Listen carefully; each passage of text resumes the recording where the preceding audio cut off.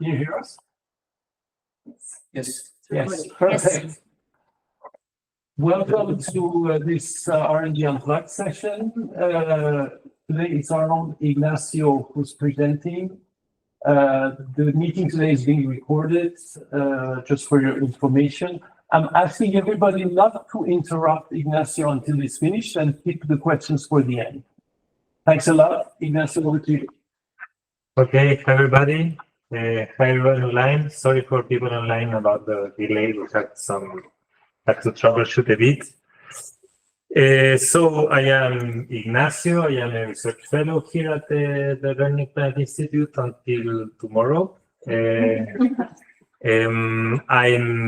been here for 6 years already, developing this Profs-Chercheurs program. And now we present a bit the work I've been doing in trying to develop collective intelligence for teachers. So basically, well, teachers are important and they are in the front line to provide quality education for all. And well, the main question we can address is how can we help teachers?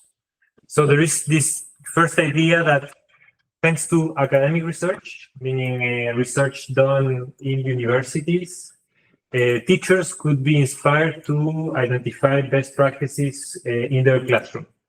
And academic research is something that is research that is conducted by professional researchers, which is systematic, critique, quite transparent, but also that is it's trustworthy. And it's a research that allows for, that could be cumulated with other kind of research and could be generalized to other contexts. Unfortunately, there is much research about teachers' capacity to use research in their classroom that shows that academic research is generally too removed from teachers' preoccupations and context, meaning that what is studied by researchers at university is too far away from the preoccupations of teachers. On the other side, you have a teacher's craft knowledge, meaning the knowledge that is constructed by teachers daily in their classroom as they are experimenting on new practices and observing what is happening in their classroom. This is research, because this is knowledge that is highly relevant for teachers. It is super contextualized, but that unfortunately it is quite intuitive. It is also based on the beliefs of the teachers. It is rarely published. It is only stays in the space of the classroom, and it is generally isolated and remains local. So basically, in the academic jargon, we could call one of the axes about the relevancy of the research. It is called the ecological validity of the knowledge, to which extent the knowledge that is built is ecologically valid. It is ecologically meaning in the nature of the classroom, to which extent it is close to the nature of the classroom. And on the other axis, we could see that academic research generally has higher internal validity, meaning that the results are consistent and sound with what is observed in the classroom, but also may have high external validity, meaning that the result of the research can be transposed to potentially other contexts. And basically the sweet spot is up there, research that is that is relevant, but that is also trustworthy and cumulative or generalizable. So how do we get to this sweet spot?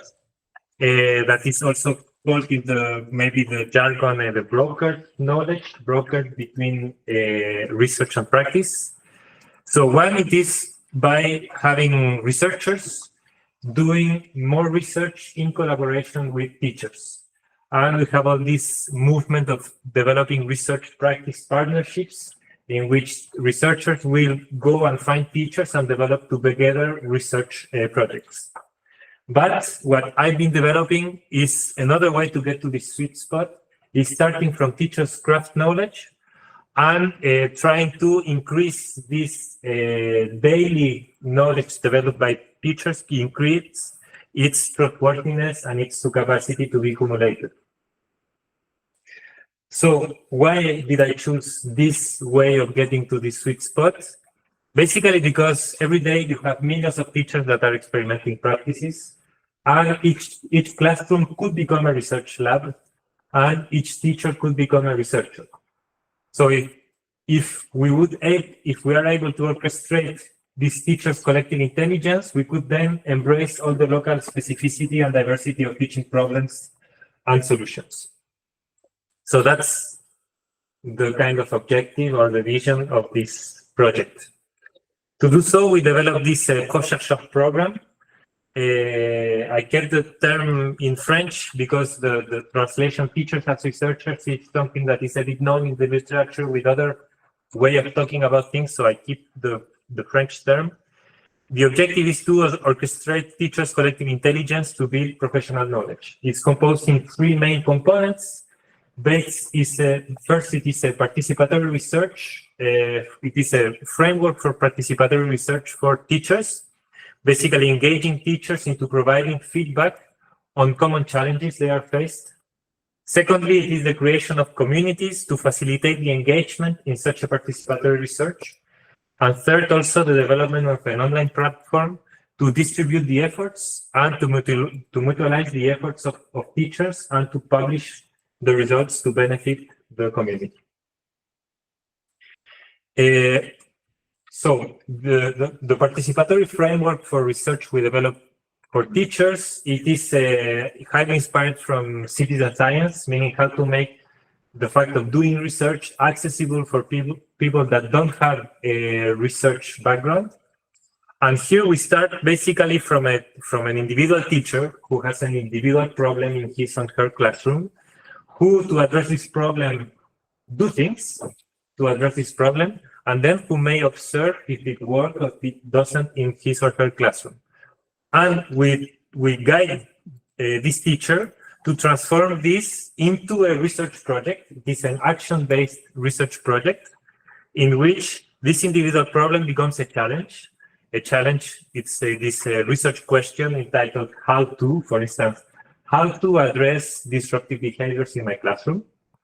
Then the individual practice is with what we call an action, that is in the research jargon, it is a hypothesis to be tested in the classroom. For instance, I have the hypothesis that developing a contract with the student about how he should behave in the classroom will help controlling this disruptive behaviors.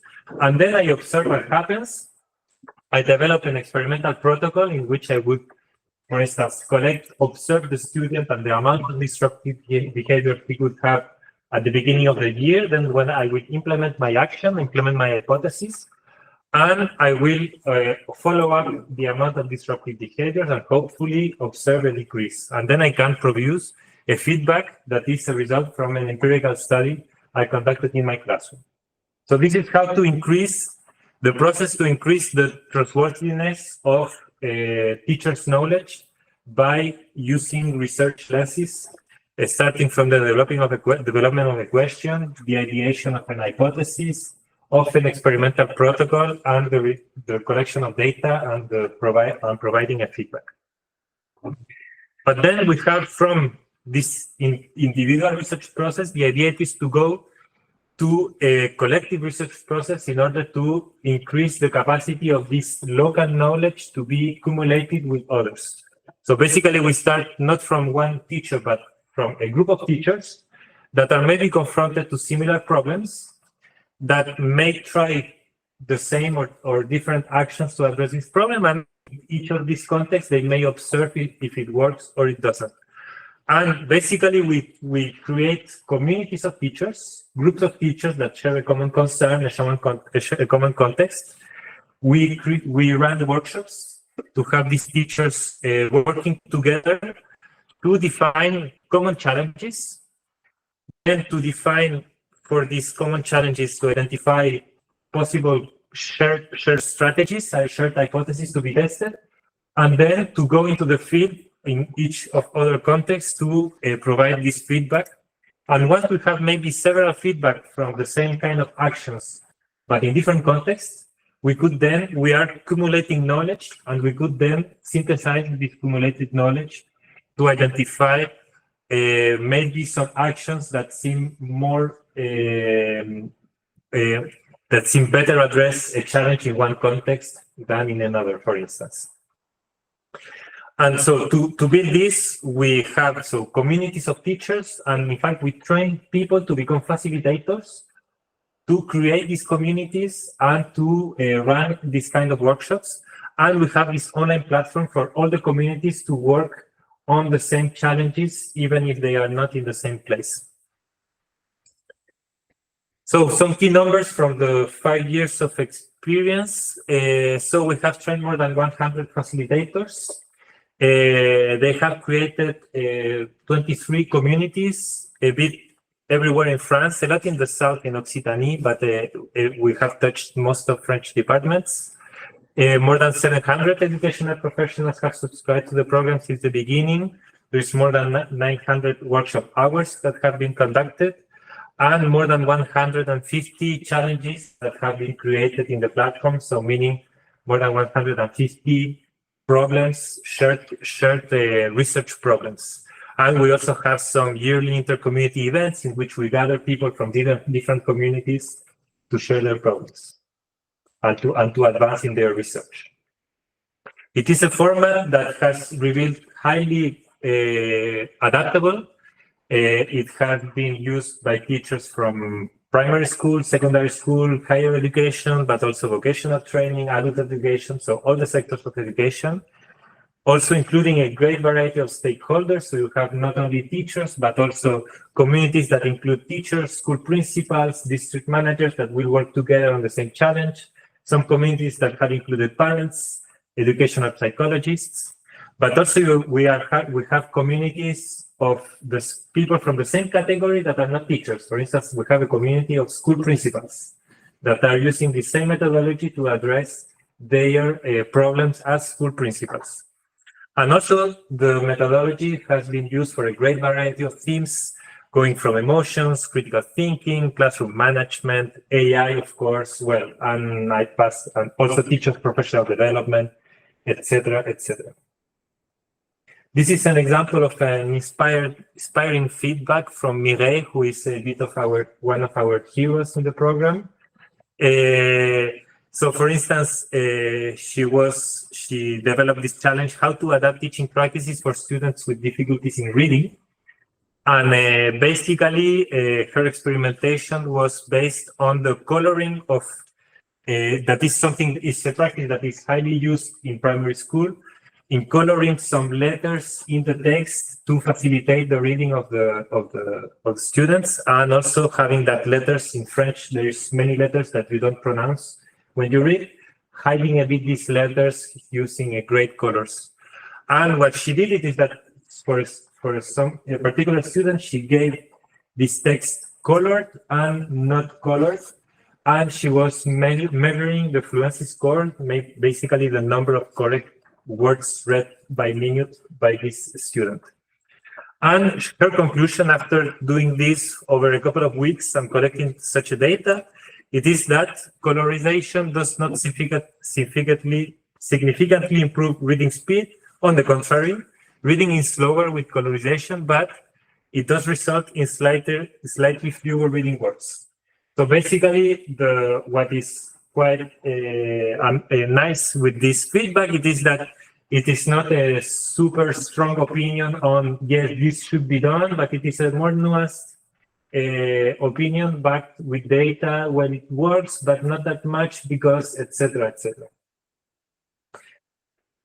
So the program also has developed a lot of collaboration in the community. So this is the collaboration network between sectors in which we see each node is a participant of workshops, and they are close in the network if they have worked together during a workshop.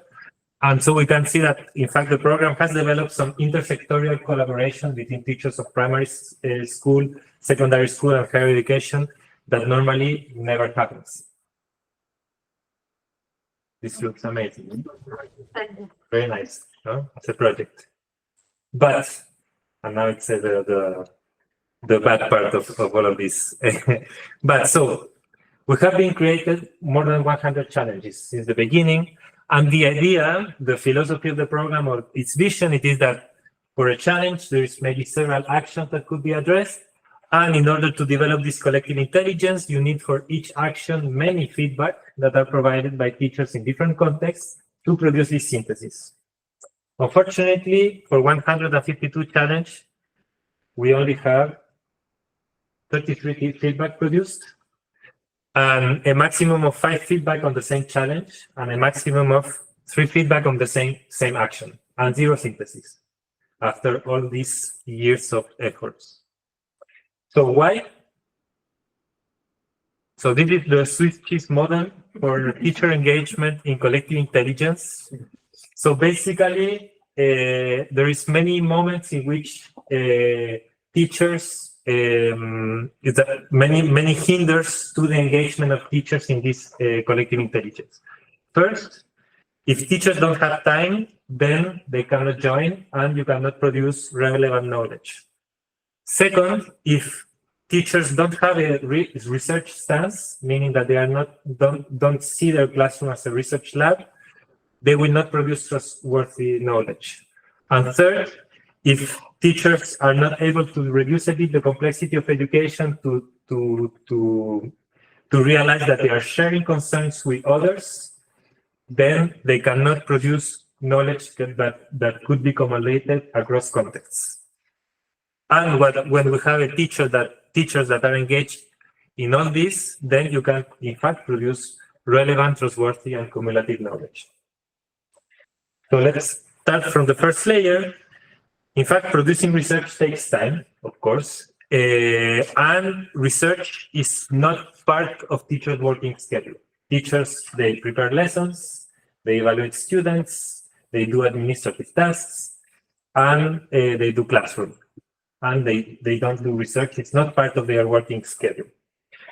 And so the Profs-Chercheurs program is a citizen science program, so meaning making research accessible to people, and in our efforts was making research the most constrained as possible. And we estimated that to run the full cycle, you need 20 hours of time, which is much more less than doing a PhD that I needed to do a PhD. So it's already a big effort that we're done. But here you have the number of workshop hours attended by participants. And in fact, only 10% of participants, meaning among the 700 people that joined, only 70 people joined more than 20 hours of workshop. So what were our main efforts to address this problem? It is finding time for teachers through institutional support. So in fact, institutional support, what does it mean? Making that teachers' time spent in joining these communities, joining this workshop, doing research about their practices, to be counted as a professional development activity that is officially recognized by the institution, to be part of a school project, and then the school organizes to teachers have a free time to work together, etc. And some research on our site showed that, in fact, the fact that a community benefits from such a support is the unique predictor of participation. And the French context is not the best one to do such kind of a project. Why? So this is data from OECD showing that shows the number of the proportion of teachers reporting that they participate in collaborative professional learning activities at least once a month. The OECD average is 20% of teachers. In France, it's only 3%. So, despite this contrary French context, 18 out of the 23 communities we created benefited from such a support. And basically, thanks to a second hero, Gregory, who is a high position insider of the system, who was convinced about the project. I would say this is something I would have to develop. And he fighted locally in his territory, in his academy in Montpellier, in Occitanie, to develop communities to find institutional support. And basically, he contacted many people. At the beginning, he tried to convince many people, then he stopped trying to convince and basically tried to find friends in the community. And once he was finding friends, then these friends were able to create and to support the development of this program. What is also interesting it is that he developed and he still manages a community of district managers. So meaning people that in their district have a management position in the educational system and are confronted with challenges to, for instance, create communities, the challenge of creating a community. And from this community, there is many other communities that have been created in different districts, which is quite inspiring. But in fact, among these all these communities, 15 communities have stopped their work after 6 months of life or 24 months of life. And the main reasons, it is turnover in the hierarchy. The person that was identified as the main supporter of the project changed the position, changed the school or the district, and also changes of priorities. With all the changes in ministries we have been having here in France in the past year, the priorities changes ever and ever. So, well, imagine we have teachers that have time and that then have the time to produce this relevant knowledge, but in fact, maybe will not produce trustworthy knowledge because doing research is not part of teacher's professional identity. So here we have in this graph the main conclusions reported by teachers in their feedback as they finalize their research projects. And they follow a scale going from did the action met the challenge, on the contrary, until no, a little, sufficiently, and totally. And we separated the feedback provided by teachers that supported their claims with data versus those that didn't support their claims with data. So in fact, some teachers engage into the process, but at the end we make a conclusion not supported with data. And in fact, 40% of feedback do not provide empirical data to support their claims. And what we can see is that teachers that provided data, so all of the teachers that say that the action didn't meet the challenge comes from teachers that did provide data. And most of the teachers that say that the action totally met the challenge didn't provide data to support their claims. So we can see that the research stance of collecting data, analyzing it, is maybe controlling the over-optimism of teachers and maybe unbiasing teachers when they are evaluating their own practices. Showing that, in fact, it is important to have this research stance to produce maybe more trustworthy knowledge.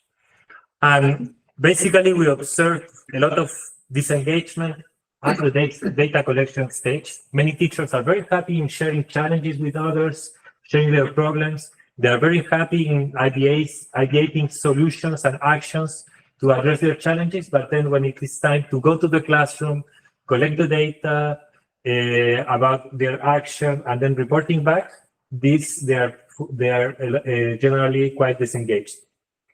And in fact, when we analyze the motivations of people to engage the program, doing research rarely appears. And their main motivation is collaborating with others, changing my practice, etc., etc.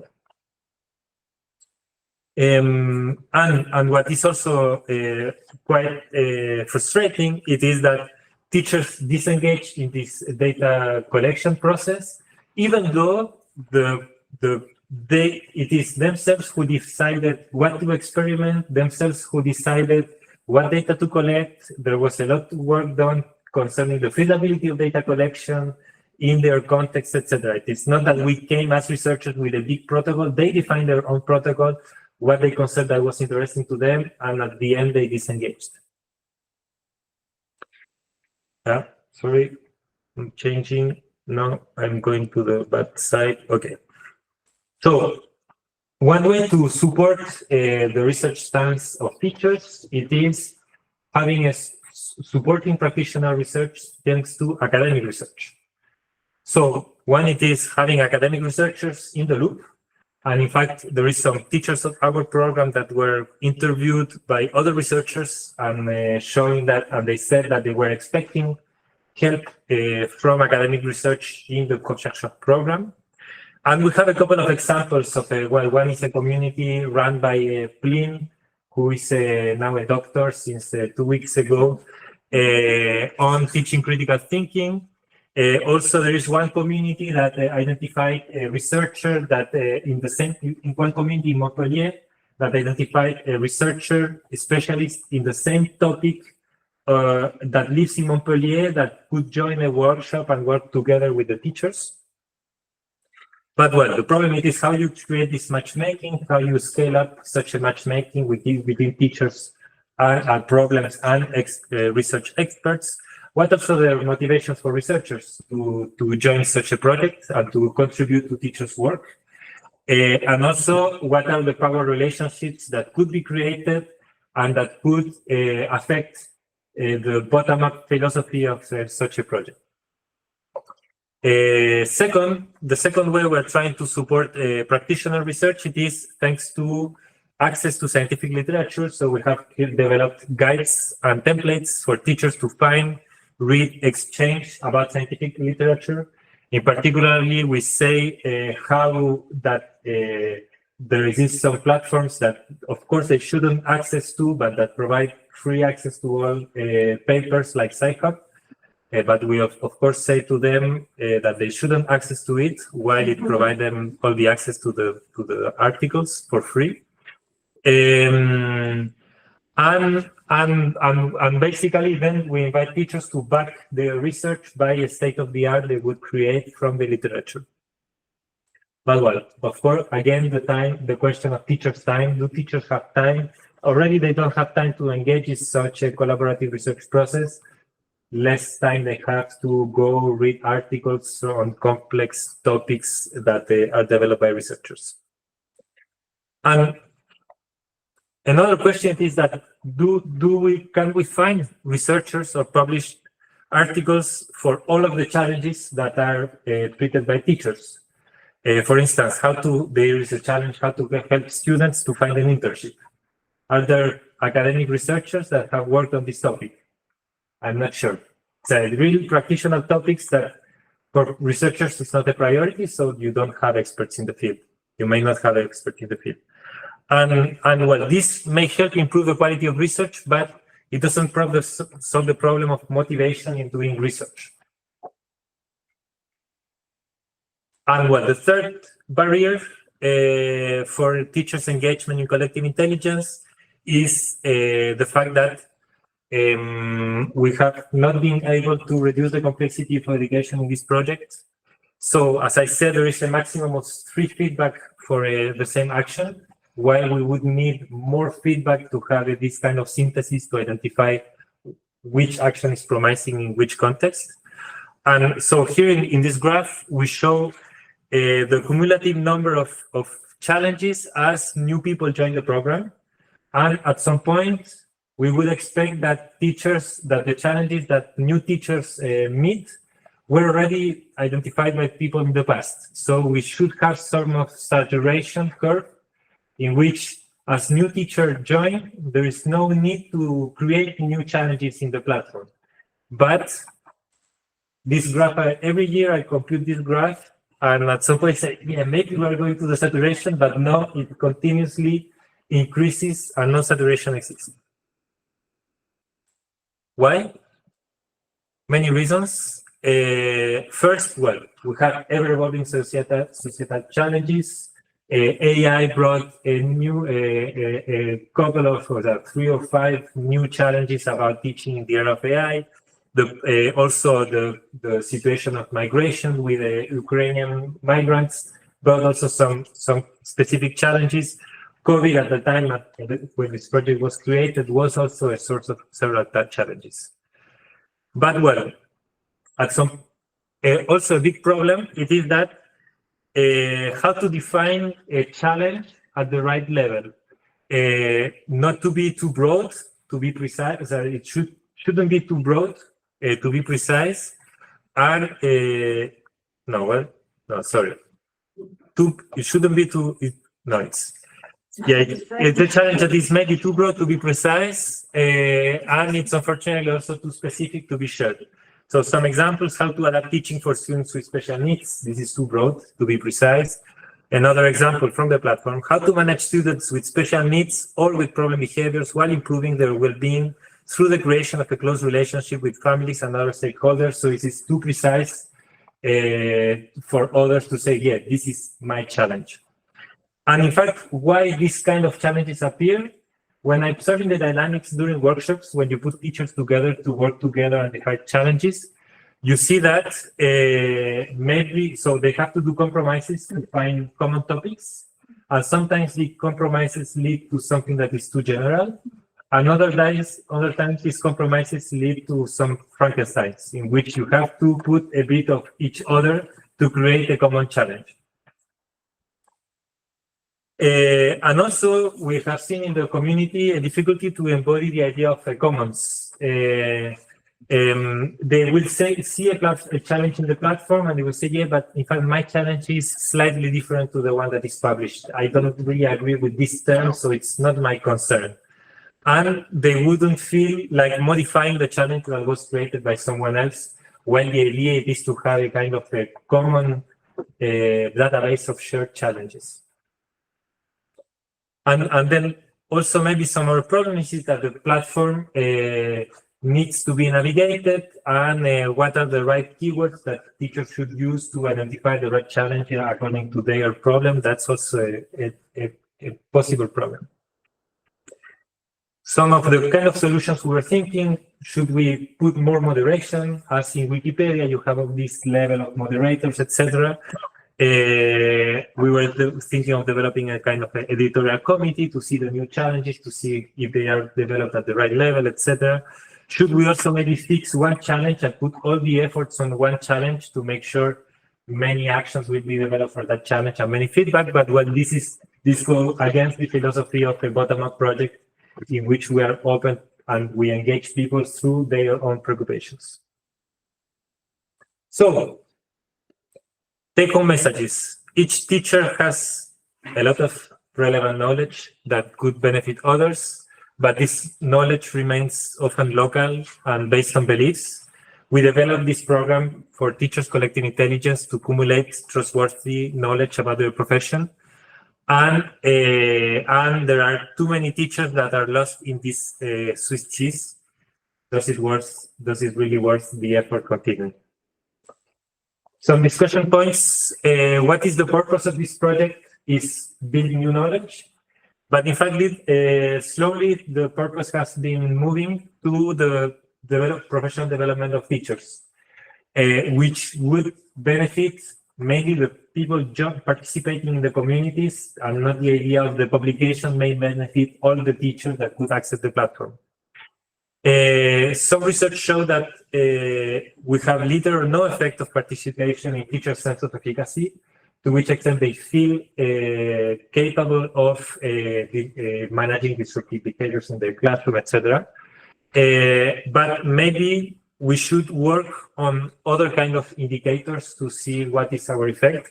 One is teachers' research stance, to which extent teachers think as researchers about their practice, or also teachers' capacity to collaborate with others. So my qualitative observation, see that teachers, when they finish a project, the ones that restarted a new one, they have evolved. And well, myself also, when I started my first research project and then I did the second one, of course, I learned through the process. So there is a learning curve also of teachers when engaging in this Swiss cheese. Also, one big thematic are our main gears that are the facilitators of the communities. What are their motivations to join, how to support them? So we have developed a competency framework to support facilitators in creating their communities and managing their communities. And also we created a community of facilitators, so community of people that have challenges when being for facilitating their communities, which has, but well, the time spent by facilitators already don't have much time to run their community. Time to engage in additional professional development as a facilitator is not that easy to be found. Voila, thank you for listening, everybody. And this is all people that have been part of the team since the beginning. And thank you so much.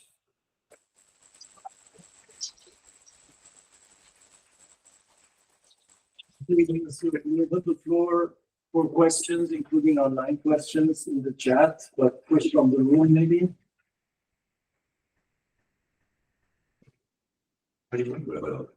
Seth? Thanks so much. It seems like the system you built, nothing about it seems like it has to be restricted to teachers.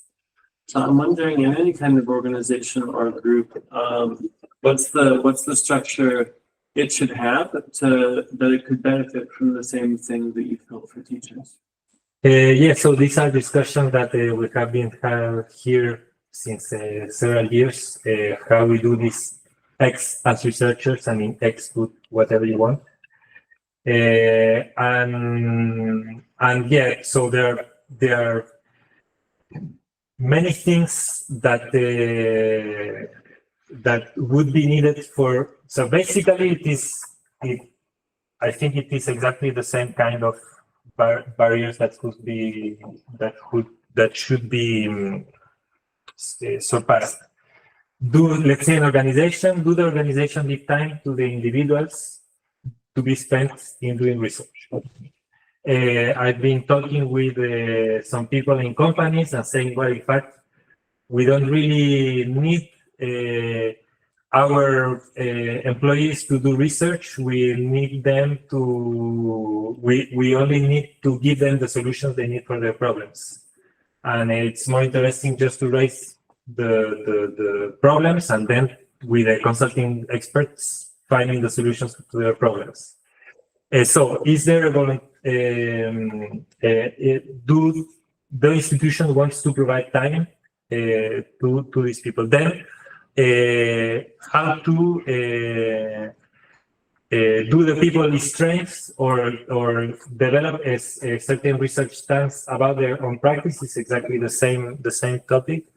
And then to which extent the topics that are on stake by the members of the organization can be organized in common challenges, common problems, common practices that could be shared by each other. It's not that easy, at least, well, in highly social, highly context-dependent problems as in education, it seems quite complex, quite difficult to be done. In more constrained domains, well, like in medicine, it is the field where I come from, where the processes are much more codified and standardized. It seems more easy to be translated.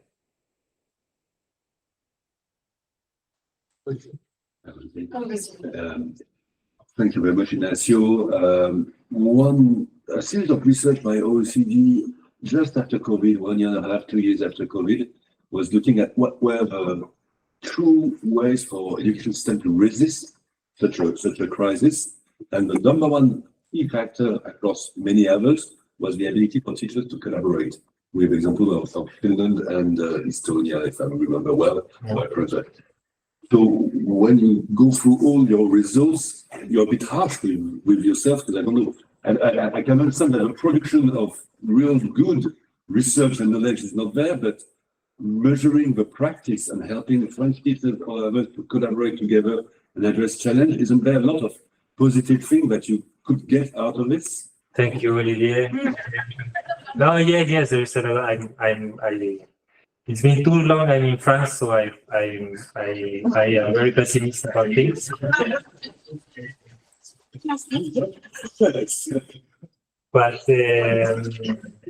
But yeah, so in you can try it in another country. Yeah. No, of course.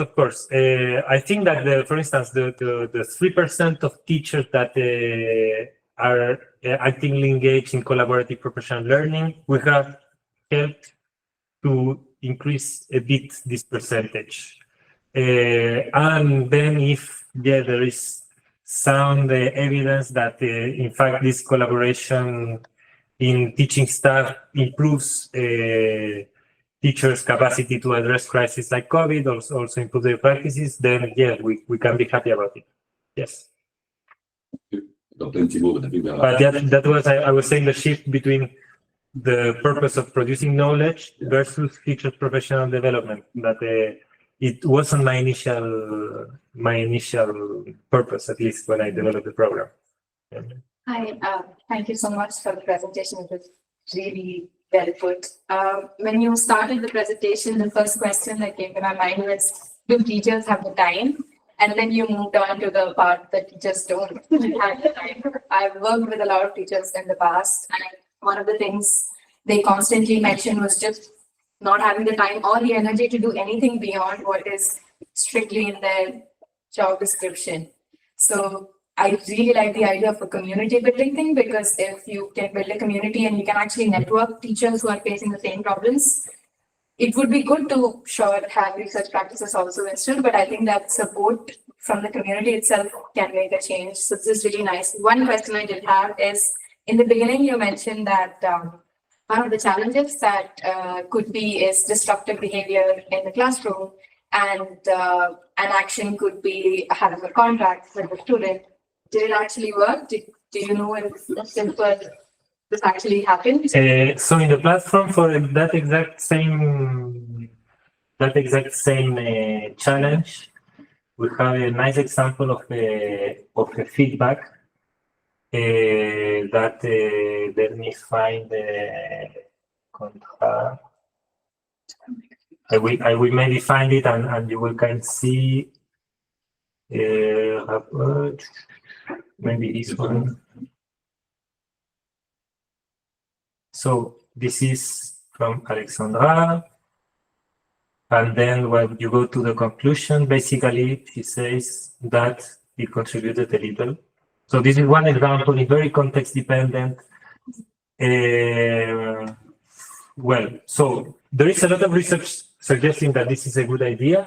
And then what we see, and also that is also some interesting thing, it is that generally research-based recommendations are super general. Okay, for this kind of problem, you could develop a contract with the student. But then how exactly to do the contract, what are the exact things to be done, what are maybe the possible hinders when you are doing it in the classroom, etc. This is also the kind of what we call practice-based evidence that is being developed, created by the teachers, and that contributes to increase the richness of the complexity of the effects of educational practices.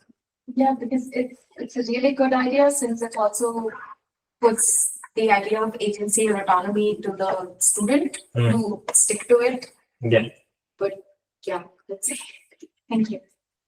Yeah, I have a question on why is it into you the French is such a bad student, such a bad researcher in the field compared to OCDE. You say we have only 3% teacher who's making research.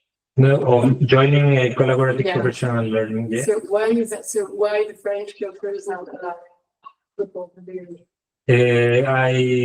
secondary? Yeah, I don't have a clear answer to that. The educational ministry in France is super top-downly organized, and when you see, so teachers have a certain amount of hours they can spend in professional development activities, and when you see how this number of hours is split, most of it is used to train teachers on how to implement new reforms. And each year you have new reforms, so you have most of this time used just to basically transmit information on this is a new reform, how we should do it. So the level would be to Change the whole. Yeah, maybe. We also have 2 questions online. Yeah. Irina, maybe you just want to speak up? Sure. Yeah, I was just wondering, have you done like qualitative interviews with the participants to know what they got out of it and what they learned and what they expected to have and didn't have? Yes, we have during we had a inter-community event happening in the summer, and we had a focus group on that I facilitated, and I collected all this data on what are the main motivations for teachers to engage in such a process, and what do they feel, and what was their experience in engaging. And they were all super positive, of course, but we have the creme of the creme during that seminar, of course. Those that are super engaged, that finalize the process, that were there to present their results. And we don't have we lack of info of teachers that left, because they left and we cannot really recontact them, they don't answer. Okay, and so what was the creme of the creme? What did they appreciate most? I don't have a kind of a synthetic view of it, but what they talk about, it is the main two things they talk about is collaboration. They are super happy about the fact of collaborating with each other, seeing that other people have the same concerns that them, getting ideas of things to be done by their colleagues. And the second thing is about the reflection, their capacity to, how this process helps them to reflect upon their own practices to better learn for the future. Thank you. Then I would just read the question now from Andrea. First question, did you have the time to differentiate your findings by teachers' socio-economic profile or context? If so, what interesting questions or findings did you find out? So no, I didn't have the time to do that. 85% of teachers come from the public sector in the project, and I think 50% work in schools, underprivileged schools. But I haven't done such analysis of comparing. I think that maybe the kind of challenges could be different across socioeconomic status of schools, but I'm not that sure. Well, I don't know. Just to follow up on this, one question is, I mean, in the Head Plus, they have more time to collaborate. So do you think, I mean, if you were to do it again, would you change country, which is one option? And you try to go to places where they are known to collaborate, such as, in Red Plus or other places where they have requires for this. Yeah, well, some good communities that have been developed and supported, etc., come from Red Plus. Those underprivileged regions in France that have this additional time. And why? Because we were more easy, so we could more easily find the institutional frame for them to collaborate. Yeah. But I'm thinking of changing of country because I have a colleague, Martin, who is there from Chile. And we hopefully in the future we will do this in Chile. Isn't it, Martin? Putting some pressure. Yes.